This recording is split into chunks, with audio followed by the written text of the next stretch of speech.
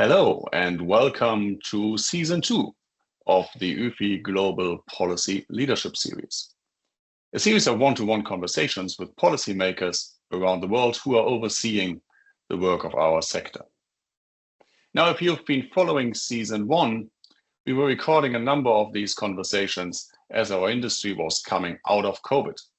And we are focusing on the role business events and especially exhibitions could play in the recovery and the regrowth of societies and whole industry sectors post-COVID. Now, this time in season 2, we're casting the web a bit wider. We're having more far-reaching conversations about the role of exhibitions and business events as political instruments and strategic assets for governments, and we will learn more about the policy leaders' take on the role we have to play as industry professionals in supporting them to achieve their policy targets. With that, enjoy this episode. Your Excellency, thank you for joining us for the Global Policy Leadership Series. I appreciate your time. Now, Vision 2030 is a bold plan for economic diversification and inviting the world to participate in the kingdom's development.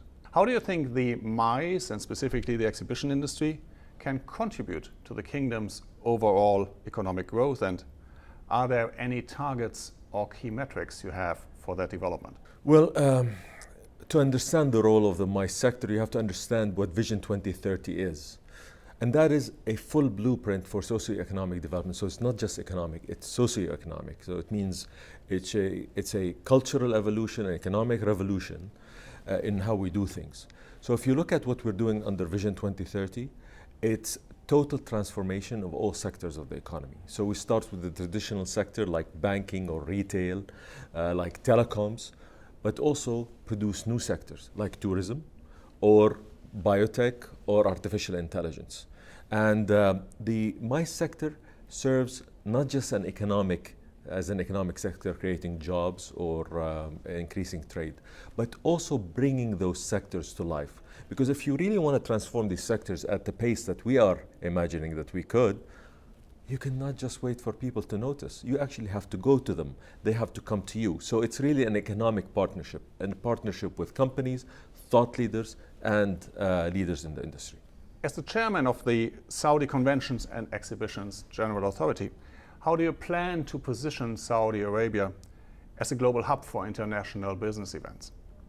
What strategies are being implemented to attract foreign and private investment for this? The truth is, Saudi Arabia in the region, and the region as a whole, is the epicenter of events, and it's going to be like that for the next 2 decades. You have Dubai that hosted the World Expo in 2021. Qatar followed it with the World Cup in 2022. We will host the World Expo in 2030 and hopefully the World Cup in 2034. And we're pushing across all sectors, as I said, to create the best events in the world for the economic sectors that we are pursuing under Vision 2030. So basically, it is core and an important part of what we are trying to do, both in the city of Riyadh as the economic hub, a super hub for Saudi Arabia, but also in other places, because we have the Giga projects, all of these projects that are all over the country. You hear about NEOM or the Red Sea or other places in the kingdom that we're building. Those are all destinations. And they have to be activated within the economic sectors that they are leading as well. So for us, MICE is really a driving force and an enabler for everything else we are doing. When we met previously, you shared about the infrastructure investments that are coming up, the exhibition space needed, the meeting space, the hotel room. So can you elaborate on the plans for that? Well, today, the sector is growing at 9% per year. It's the fastest growing MICE sector in all of the G20. So it's huge. And we are basically bursting at the seams in terms of need for capacity. So in the city of Riyadh, like I said, it's a $250 billion GDP, just the city of Riyadh, 8 million people that live in it. And it requires so much more to be done in the infrastructure. So on the exposition space, we're building 1 million square meters of new exhibitions. We are adding 70,000 rooms to the already existing rooms, so we're going to end up with 124,000 rooms by 2030. We are building a new airport, so the capacity by 2030 is going to be 120 million visitors. and then also connecting the city of Riyadh with the world with a new airline called Riyadh Air, which will have 100 new destinations. So we're investing in an incredible amount of effort and capital into increasing infrastructure. So the hardware is the one thing, but you need the software, you need the people to fly the planes, to operate the hotels, to run the venues. Now, obviously you need to train and educate the people you have in Saudi, and UFI and Ta'aluf are doing part of that with the UFI Exhibition Essentials part. But while you train your domestic workforce, what plans are there and what strategies are there to bring international expertise into the market to help drive that immense growth that you're foreseeing? You know, you can have all the hardware that you want. It doesn't work without the software. So I totally agree with you. In Saudi Arabia, we need 100,000 MICE-trained individuals. So human capital for us is core. And we thank you for what UFI is doing with Tahaluf. We trained last year with all our partners 32,000 people. And we need to do more. We need to do much broader programs, but also much deeper. So this goes across the spectrum from production, audiovisual, event management, crisis management. We need to train for all of this talent. And yes, we can import human capital, and we should get the best of the best in the world, but we also have a duty to train our local citizens and residents in the city of Riyadh and throughout the kingdom to be ready for the incredible growth in the MICE sector. Last question.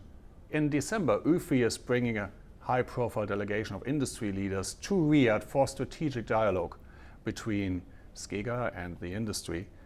Can we have a preview of what the leaders can expect from that trip? Well, they will do a few things. First and foremost, this is a meeting about the future of the industry. How can we in Saudi Arabia create that future? So we want to talk about regulations, infrastructure. How can we promote destinations better? They will meet with sector stakeholders, all of the economic sectors, stakeholders will be there. We'll talk about creation of new associations, about curating new events.